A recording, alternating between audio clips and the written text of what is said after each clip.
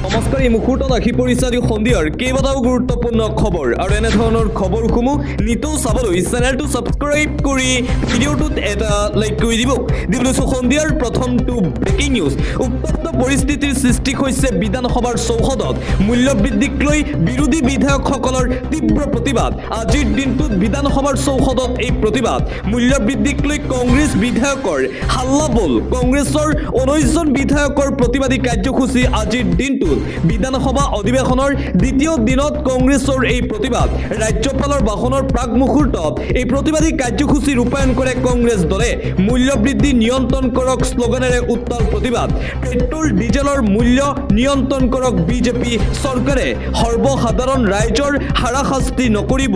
সৰ্বসাধাৰণ ৰাইজ এতিয়া বজাৰত যাব নোৱাৰাৰ পৰিৱেশ হৈছে। ৰাজপথলৈ ওলাই অহাৰ হুংকাৰ কংগ্ৰেছ MLA সকলৰ। আৰু আজিৰ দিনটোত বিধানসভাৰ অধিৱেশনৰ দ্বিতীয় দিনৰ কাৰ্যসূচী চলি থকাৰ সময়তেই কংগ্ৰেছ বিধায়কসকলে বিজেপি চৰকাৰৰ বিৰুদ্ধে মূল্যবৃদ্ধিক লৈ এই প্ৰতিবাদী কাৰ্যসূচী ৰূপায়ণ কৰে। আৰু আনফালে মূল্যবৃদ্ধিক লৈ বিজেপি চৰকাৰৰ বিৰুদ্ধে বিস্ফোৰক মন্তব্য কৰিছে বিধায়ক অখিল গগৈয়ে। বিজেপি চৰকাৰ অহাৰ পূৰ্বে কিমান আছিল বস্তুৰ দাম আৰু এতিয়া কিমান, প্ৰশ্ন অখিলৰ। বিধানসভা চৌহদত বিস্ফোৰক তথ্য বিধায়ক অখিল গগৈৰ। বস্তুৰ দাম বৃদ্ধিৰ কাৰণ দুটা। এটা কাৰণ হৈছে মোদীয়ে কোম্পানীসমূহক দেশ চমজাই দিয়া আৰু আনটো কাৰণ হিমন্ত হাগ্ৰামাই মিলি চলোৱা সিন্ডিকেট। এইদৰে মূল্যবৃদ্ধিৰ সন্দৰ্ভত বিজেপি চৰকাৰৰ বিৰুদ্ধে বিস্ফোৰক অভিযোগ শিৱসাগৰ সমষ্টিৰ বিধায়ক তথা ৰাইজৰ দলৰ সভাপতি অখিল গগৈৰ। আন এটা ব্ৰেকিং নিউজ। মূল্যবৃদ্ধিৰ বিৰুদ্ধে আজি সমগ্ৰ অসমতেই সদৌ অসম ছাত্ৰ সন্থাৰ উদ্যোগত বিজেপি চৰকাৰৰ বিৰুদ্ধে তীব্ৰ প্ৰতিবাদী কাৰ্যসূচী। গুৱাহাটী মহানগৰীত সদৌ অসম ছাত্ৰ সন্থাৰ উদ্যোগত বিশাল প্ৰতিবাদী কাৰ্যসূচী সমদল। মূল্যবৃদ্ধিৰ বিৰুদ্ধে সদৌ অসম ছাত্ৰ সন্থাৰ সমগ্ৰ অসমতেই এই প্ৰতিবাদী কাৰ্যসূচী। অতি শীঘ্ৰেই নিজৰ ব্যৰ্থতা স্বীকাৰ কৰি পদত্যাগ কৰিব লাগে চৰকাৰে।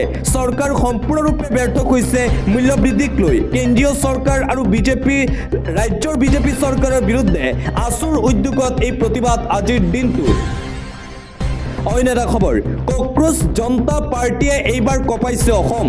অসমৰ বিধায়কসকলৰ মুখে মুখে শুনিবলৈ পোৱা গৈছে নতুনকৈ গঠন হোৱা কক্ৰোচ জনতা পাৰ্টীৰ প্ৰসংগ। মাত্ৰ 4 দিনতেই সমগ্ৰ ভাৰততেই খলকনি। কক্ৰোচ জনতা পাৰ্টীয়ে এইবাৰ তোলপাৰ লগাইছে অসম বিজেপিত। অসমৰ ৰাজনীতিত চৰ্চাত কক্ৰোচ জনতা পাৰ্টী। শাসক বিৰোধী বিধায়কৰ মুখে মুখে এতিয়া কক্ৰোচ জনতা পাৰ্টী। কক্ৰোচ জনতা পাৰ্টীক লৈ বিভিন্নজনৰ বিভিন্ন মত। ইতিমধ্যেই সমগ্ৰ ভাৰতবৰ্ষত চৰ্চিত কক্ৰোচ জনতা পাৰ্টী। পঁইতাচোৰা শব্দটোৰে এটা প্ৰজন্মক টাৰ্গেট কৰা হৈছিল চিফ জাষ্টিছৰ দ্বাৰা। সেই প্ৰজন্মই এতিয়া প্ৰতিবাদ কৰিছে ছ'চিয়েল মিডিয়াত। কক্ৰোচ জনতা পাৰ্টীৰ দাবী, ৰাইজৰ দাবী। কিন্তু বিজেপি বিধায়কৰ মত, পঁইতাচোৰাৰ পৰা সাৱধান। কক্ৰোচ জনতা পাৰ্টীয়ে মুঠতে সমগ্ৰ ভাৰততেই কম দিনতেই খলকনিৰ সৃষ্টি কৰিছে। আৰু আনফালে কক্ৰোচ জনতা পাৰ্টীৰ একশ্যন আৰম্ভ। পদত্যাগ কৰিব লাগিব কেন্দ্ৰীয় শিক্ষামন্ত্ৰীয়ে। বিপুল সঁহাৰিৰ পাছত একশ্যন আৰম্ভ কৰিছে কক্ৰোচ জনতা পাৰ্টীয়ে। ইতিমধ্যেই 1.5 লাখ স্বাক্ষৰ গ্ৰহণ কৰা হৈছে। কেন্দ্ৰীয় শিক্ষামন্ত্ৰী ধৰ্মেন্দ্ৰ প্ৰধানৰ পদত্যাগৰ দাবী কক্ৰোচ জনতা পাৰ্টীৰ। শিক্ষামন্ত্ৰীৰ ভুলৰ বাবেই হাজাৰ হাজাৰ ছাত্ৰ ছাত্ৰীৰ হাৰাশাস্তি হৈছে। নীটৰ পৰীক্ষাটো ব্যাপক খেলিমেলিৰ বাবে দোষী শিক্ষামন্ত্ৰী। নীটৰ খেলিমেলিৰ বাবে 3 শিক্ষাৰ্থীয়ে ইতিমধ্যেই ছুইচাইড কৰিছে। শিক্ষামন্ত্ৰী ধৰ্মেন্দ্ৰ প্ৰধানে পদত্যাগ কৰিব লাগিব বুলি মন্তব্য। সামাজিক মাধ্যমত সঁহাৰিৰ পিছত একশ্যন কক্ৰোচ জনতা পাৰ্টীৰ।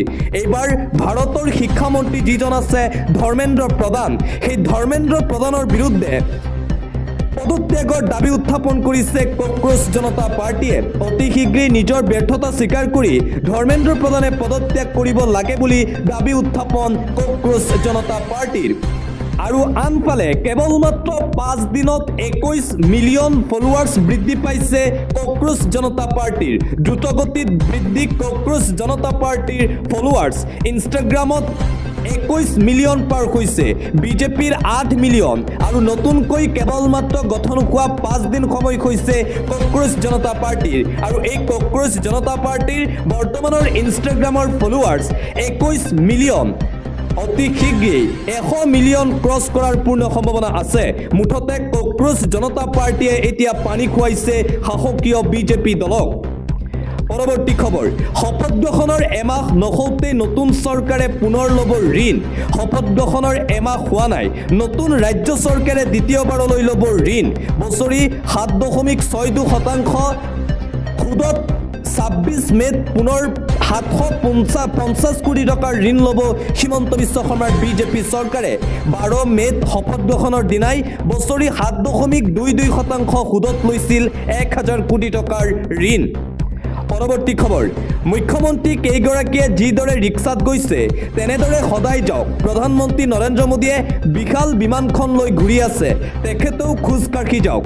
কেইখনমান ৰাজ্যৰ মুখ্যমন্ত্ৰীয়ে ৰিক্সাত উঠিছে, সদায় উঠি যাওক। মূল্যবৃদ্ধিৰ সন্দৰ্ভত আজি কংগ্ৰেছৰ প্ৰতিবাদী কাৰ্যসূচী চলি থকাৰ সময়তেই সংবাদ মাধ্যমৰ আগত এইদৰে মন্তব্য কৰিছে বিধায়ক ৰেকিবুদ্দিন আহমেদে। ৰেকিবুদ্দিন আহমেদে প্ৰধানমন্ত্ৰী নৰেন্দ্ৰ মোদী আৰু হিমন্ত বিশ্ব শৰ্মাক তীব্ৰ কটাক্ষ কৰে। অন্য এটা খবৰ, কক্ৰোচ জনতা পাৰ্টীৰ সন্দৰ্ভত মন্তব্য বিজেপি ভূপেন কুমাৰ বৰাৰ। কক্ৰোচ জনতা পাৰ্টী উচ্চতম ন্যায়ালয়ৰ মুখ্য ন্যায়াধীশগৰাকীৰ বিৰুদ্ধে এটা প্ৰতিবাদ। গোটেই প্ৰজন্মটোক যেতিয়া কোনোবাই পঁইতাচোৰা বুলি আক্ৰমণ কৰিব, তেতিয়া নতুন প্ৰযুক্তিবিদ্যাৰ সমৃদ্ধ প্ৰজন্মটোৱে প্ৰত্যুত্তৰ দিব। এইটো এনেই চৰকাৰৰ ফালে টানি অনা হৈছে। কক্ৰোচ জনতা পাৰ্টীৰ সন্দৰ্ভত প্ৰতিক্ৰিয়া ভূপেন কুমাৰ বৰাৰ। পৰৱৰ্তী খবৰ, জেনজি বা এনেধৰণৰ শব্দবোৰ অসম আৰু অসমীয়া সমাজত প্ৰাসংগিকতা নাই। আমি হিন্দু সনাতনী সভ্যতা বিশ্বাস কৰা যুৱক হিচাপে যুৱ প্ৰজন্ম বিশ্বাস কৰোঁ।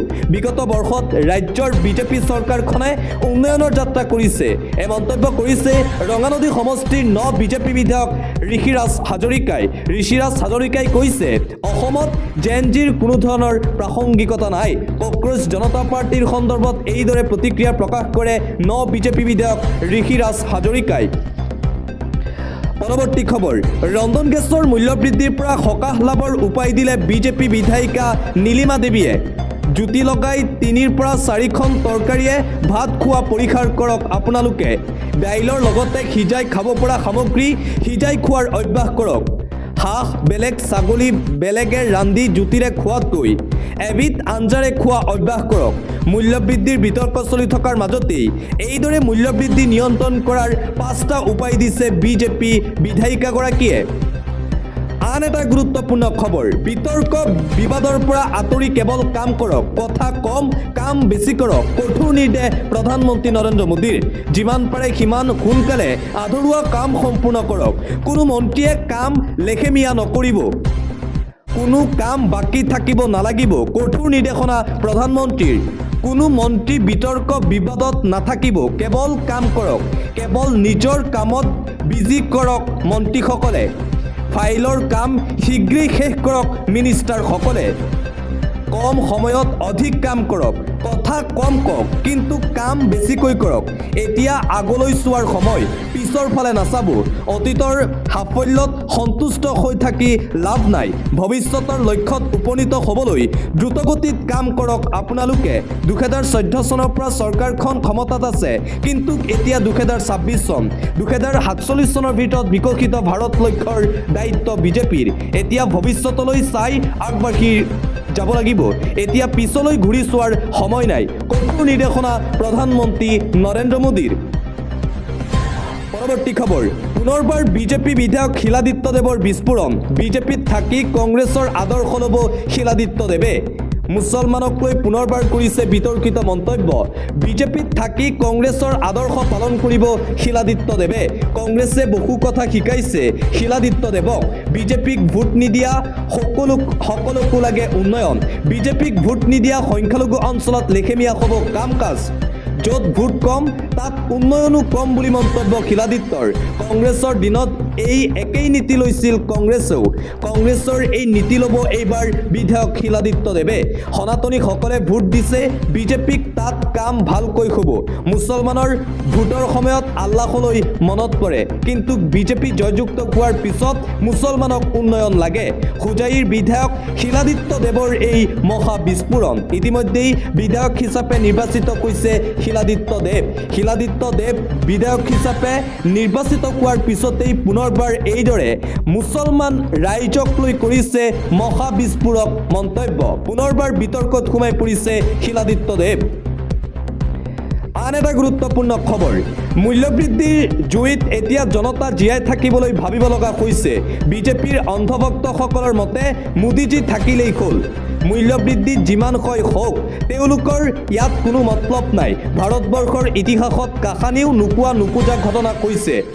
কোনোবা প্ৰধানমন্ত্ৰীয়ে তেল কমকৈ খাবলৈ কোৱা দেখিছিল নেকি আগতে নিৰ্বাচনৰ আগত আৰু এতিয়া কথা সলনি হৈছে বিজেপিৰ মূল্যবৃদ্ধি সন্দৰ্ভত বিজেপিক কটাক্ষ কংগ্ৰেছ বিধায়ক জয়প্ৰকাশ দাসৰ মূল্যবৃদ্ধিৰ বিৰুদ্ধে আজিৰ দিনটোত এইদৰে কংগ্ৰেছে প্ৰতিবাদ সাব্যস্ত কৰি প্ৰধানমন্ত্ৰী নৰেন্দ্ৰ মোদী মুখ্যমন্ত্ৰী হিমন্ত বিশ্ব শৰ্মা আৰু বিজেপি চৰকাৰৰ বিৰুদ্ধে কেইবাটাও ডাঙৰ মন্তব্য কৰিছে কংগ্ৰেছ বিধায়কসকলে চৰম ব্যৰ্থ হৈছে মোদী চৰকাৰ মূল্যবৃদ্ধি নিয়ন্ত্ৰণ কৰিবলৈ পৰৱৰ্তী খবৰ গাঁৱত মূল্যবৃদ্ধি হোৱা নাই যি হৈছে চহৰত হৈছে চিলিণ্ডাৰ নহ'লে খৰিত ভাত বনাই খাব মূল্যবৃদ্ধিক লৈ অদ্ভুত মন্তব্য ৰমাকান্ত দেউৰীৰ গাঁৱত মূল্যবৃদ্ধি হোৱা নাই যি হৈছে কেৱল চহৰত হৈছে গাঁৱৰ ৰাইজে কোনো চিন্তা কৰিবলগীয়া হোৱা নাই ভালদৰেই আছে গাঁৱৰ ৰাইজ চিন্তা কৰিছে কেৱল চিটিত থকা লোকসকল মূল্যবৃদ্ধি কেৱল মহানগৰত হৈছে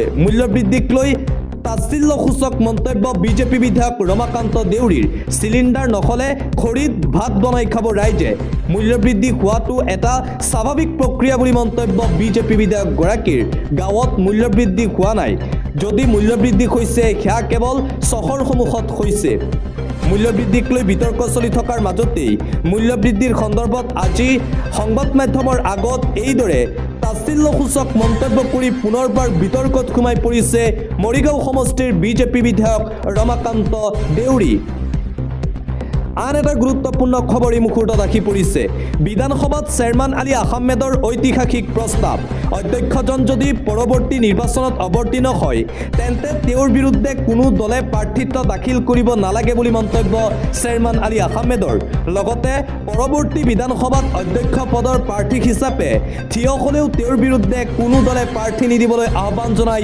বিধায়ক চেয়াৰমেন আলী আহমেদে আজি বিধানসভাৰ পবিত্ৰ সদনত এইদৰে বিধায়ক চেয়াৰমেন আলী আহমেদে কৰিছে মন্তব্য চেয়াৰমেন আলী আহমেদৰ মন্তব্যক লৈ ইতিমধ্যেই সমগ্ৰ অসমতে আৰম্ভ হৈছে ব্যাপক চৰ্চা অন্য এটা খবৰ মুছলমান সমাজৰ বৃহৎ সিদ্ধান্ত মাদ্ৰাছাত গো মাংস খোৱা সম্পূৰ্ণৰূপে বন্ধ মাদ্ৰাছাত এতিয়াৰে পৰা নিষিদ্ধ হৈছে গো মাংস খোৱা মাদ্ৰাছাত কোনেও খাব নোৱাৰিব গৰুৰ মাংস কঠোৰ সিদ্ধান্ত মাদ্ৰাছাত গো মাংস খোৱা সম্পূৰ্ণৰূপে বন্ধ ঘোষণা কৰা হৈছে বকৰি ঈদৰ প্ৰাক মুহূৰ্তত ডাঙৰ সিদ্ধান্ত গ্ৰহণ মুছলমান সমাজৰ জামিয়া অসম দাৰুল হাদিছ জয়নগৰ মাদ্ৰাছাৰ অভিভাৱক সভাত এই সিদ্ধান্ত গো মাংসৰ সলনি খাবলৈ দিয়া হ'ব ছাগলীৰ মাংস আৰু লোকেল মাছ মাজে সময়ে মহৰ মাংস ছাত্ৰসকলক খাবলৈ দিয়া হ'ব জামিয়া অসম দাৰুল হাদিছ জয়নগৰ মাদ্ৰাছাৰ এই ডাঙৰ সিদ্ধান্ত গ্ৰহণ প্ৰায় 1300 ছাত্ৰই হোষ্টেলত থাকি অধ্যয়ন কৰে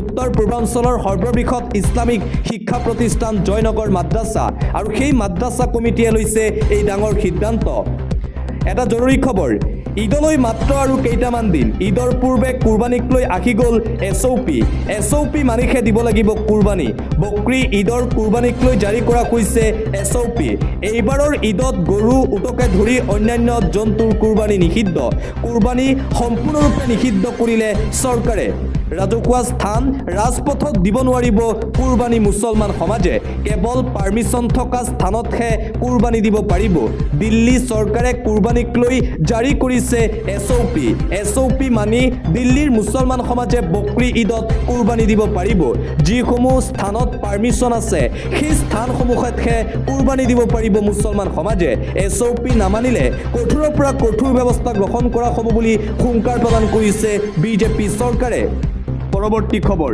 অহা 25 মে তাৰিখে অনুষ্ঠিত হ'ব পৰৱৰ্তী শুনানি শ্যামকানু মহন্তৰ আজি সম্পূৰ্ণ নহ'ল জুবিন হত্যাৰ লগত জড়িত শ্যামকানু মহন্তৰ জামিন আবেদনৰ শুনানি আৰু বাৰে বাৰে জামিন আবেদনৰ বাবে অহৰহ চেষ্টা অব্যাহত ৰাখিছে শ্যামকানু মহন্তৰ পৰিয়ালে কিন্তু আজি 22 মে তাৰিখে অনুষ্ঠিত হোৱাৰ কথা আছিল শ্যামকানু মহন্তৰ জামিন আবেদন আজি অনুষ্ঠিত নহ'ল অহা 25 মে তাৰিখে অনুষ্ঠিত হ'ব জুবিন হত্যাৰ লগত জড়িত শ্যামকানু মহন্তৰ জামিন আবেদনৰ শুনানি পৰৱৰ্তী খবৰ কংগ্ৰেছ দলৰনো এতিয়া কি আছে যি 19 জন বিধায়ক আছে তেওঁলোকে বুকুত হাত থৈ কওক ভাৰতীয় হয়নে নহয় ৰাজীৱ ভৱনত হোৱা ঘটনাৰ সম্পূৰ্ণ দায়িত্ব গৌৰৱ গগৈৰ এই মন্তব্য কৰিছে বিজেপিৰ বহু চৰ্চিত বিধায়ক দিগন্ত কলিতাই পুনৰবাৰ কংগ্ৰেছ বিধায়কক উদ্দেশ্যি এইদৰে ডাঙৰ মন্তব্য কৰিছে বিজেপি বিধায়ক দিগন্ত কলিতাই কংগ্ৰেছ বিধায়কসকল